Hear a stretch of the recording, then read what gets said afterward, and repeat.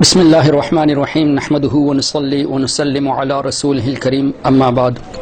معزز سامعین و ناظرین، میں نے ایک پوسٹ بھیجا تھا واٹس ایپ اور فیس بک کے ذریعے جس میں میں نے 10 لاکھ روپے سری لنکن پھر اس کو 20 لاکھ کر دیا گیا کچھ احباب کی فرمائش پر کہ جو بخاری شریف کی وہ حدیث جس میں سیدہ عائشہ صدیقہ رضی اللہ تعالی عنہا کا فرمان ہے کہ اللہ کے رسول صلی اللہ تعالی علیہ وسلم رمضان اور غیر رمضان میں 11 رکعت سے زیادہ نہیں پڑھتے تھے، اس حدیث سے 8 رکعت تراویح کوئی ثابت کر دے تو اس کے لیے یہ انعام ہے.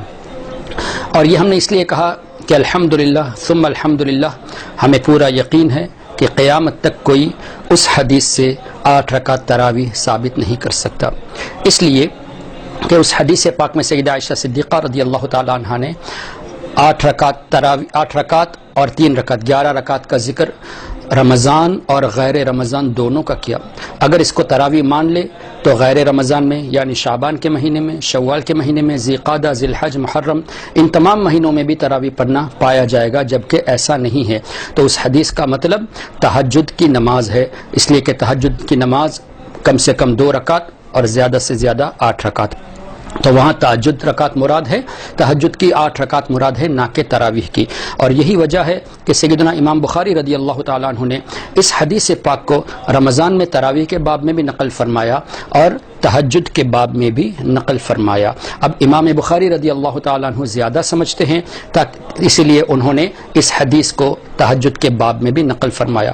اب ایک شخص جو آپ کے حیدرآباد کا ایک دم پکا نرا جاہل ہے، فصیح الدین، جس کو میں نے پہلے بھی بلایا تھا، اس سے کہا تھا کہ تم تحریر سے دے دو کہ میں حیدرآباد آ رہا ہوں، میں تم سے ملنا چاہتا ہوں، تم سے ڈسکس کرنا چاہتا ہوں، لیکن اس نے تحریر دینے سے انکار کر دیا، خالی وہ ریکارڈنگ کے ذریعے اپنی بکواسیں کرتا رہتا ہے.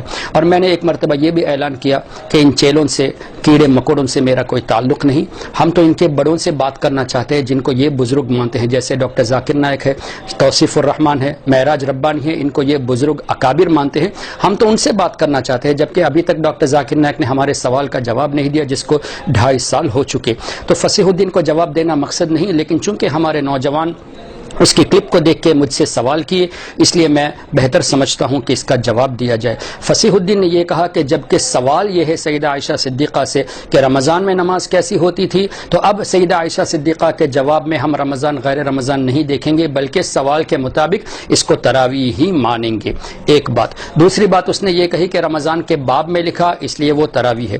تیسری بات اس نے یہ کہی کہ صحیح مسلم میں بھی یہ روایت ہے کہ 11 رکعت سے زیادہ نہیں پڑھتے تھے، 2 کر کے پھر 1 وتر.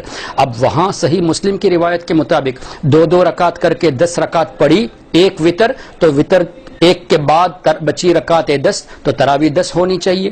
یہاں 8 رکعت تراویح، تو یہاں بھی کنٹرڈکشن پایا گیا. یہ کہتے ہیں کہ 8 سے زیادہ نہیں، اور دوسری حدیث جو پیش کرتے ہیں 11 میں 1 وتر تھی تو باقی 10 تراویح ہونی چاہیے، تو یہ خود اپنے قول میں کنٹرڈکٹ کر رہا ہے. یہ اس لیے کہ یہ نرا جاہل ہے، یہ حدیث خالی پڑھ کے آپ کو سناتے ہیں، اس کا ایکسپلینیشن صحیح طور پہ دے نہیں پاتے.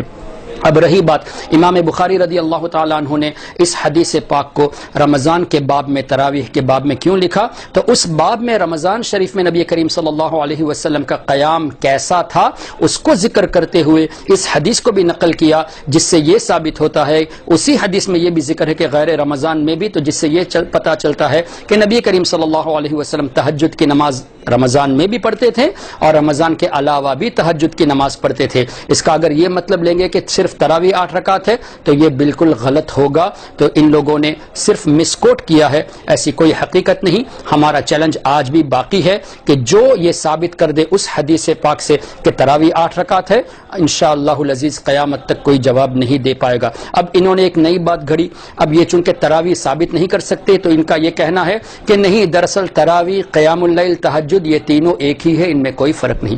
تراویح، قیام اللیل، تہجد یہ سب ایک ہی ہے، ان میں کوئی فرق نہیں. تو کیا امام بخاری سے زیادہ ہوشیار بن گئے؟ امام بخاری سے زیادہ ان کے پاس عقل ہے، ان کے پاس علم ہے؟